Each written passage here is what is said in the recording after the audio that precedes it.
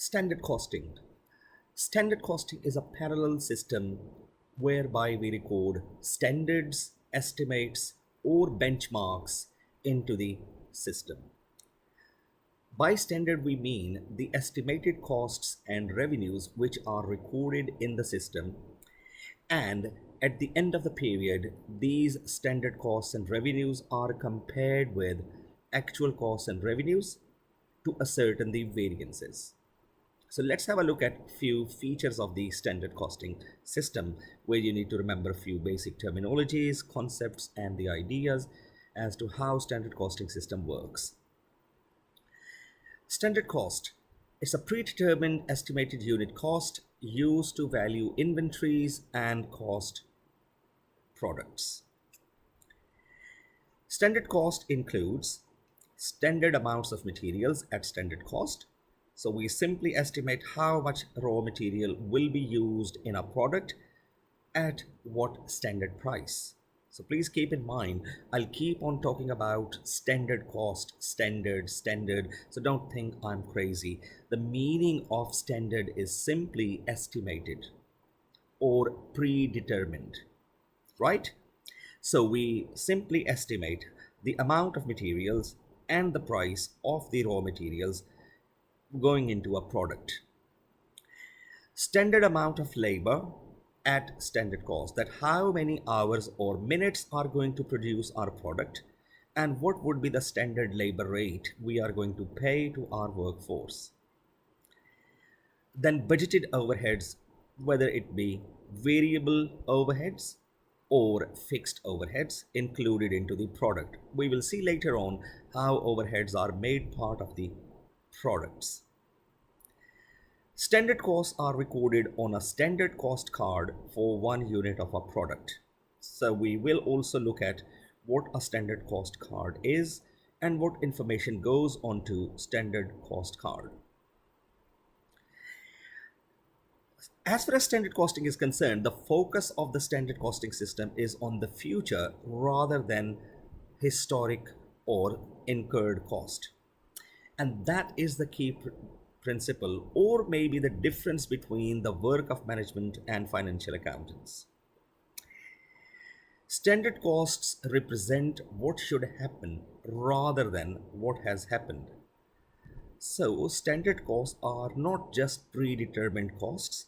Standard costs are actually the targets or the benchmarks assigned to the managers what they should do over the future, over the next budget period, which is eventually compared with what has happened, which is the actual result. Variances are used to identify what areas need attention from management. And what are variances? We will have a separate session on variances. At the moment, you can see only this part, that standard costs are compared with the actual costs, and whatever the difference between the two arises, that difference in monetary terms is defined as the variance. Here is a look at standard cost card. So under the standard cost card, we record the estimated cost of 1 unit of product. So I'm repeating, 1 unit of product. In reality, you might be producing thousands or even millions of units, but standard cost card is only produced for 1 unit of product. So the pro forma under marginal costing, then we will have a look at the pro forma under the absorption costing, marginal costing, or variable costing. So direct materials, direct labor, variable overheads. The sum gives us standard variable or marginal cost. Then we add standard profit markup to arrive at standard price. Now let's have a look at the pro forma under absorption costing. If the company is using full costing system or absorption costing system, then there is only one difference between marginal and absorption costing, and that is the fixed overheads. So you can see on top of the materials, labor, variable overheads, we added fixed overheads. So that is actually giving us the full standard cost of a product. Then we add standard profit, giving us the standard selling price of the product. Now let's have a look at how a standard cost card is drawn from the given information. Using information below, produce a standard cost card for product V2, an imaginary product.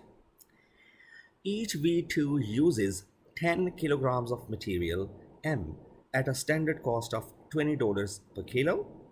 So that's the standard information of materials. 8 hours of labor at $10 per hour.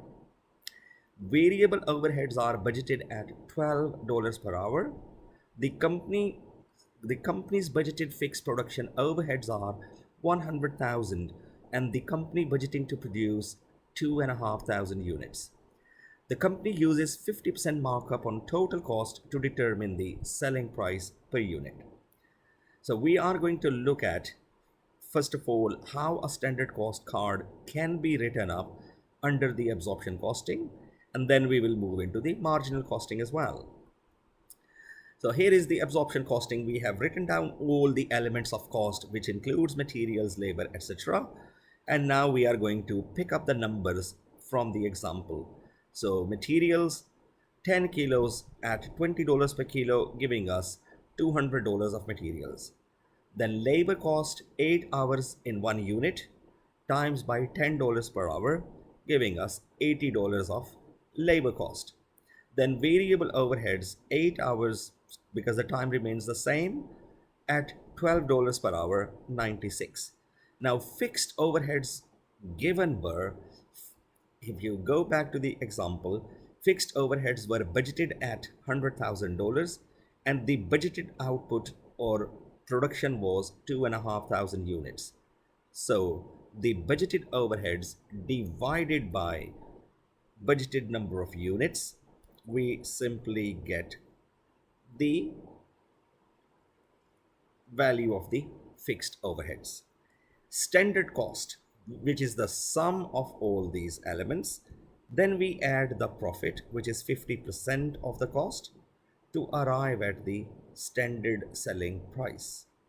Okay, so these are imaginary numbers. Maybe if I have quickly made a mistake, please ignore that. Okay, you just need to focus on the principle or the concept. Then we have a look at the marginal costing.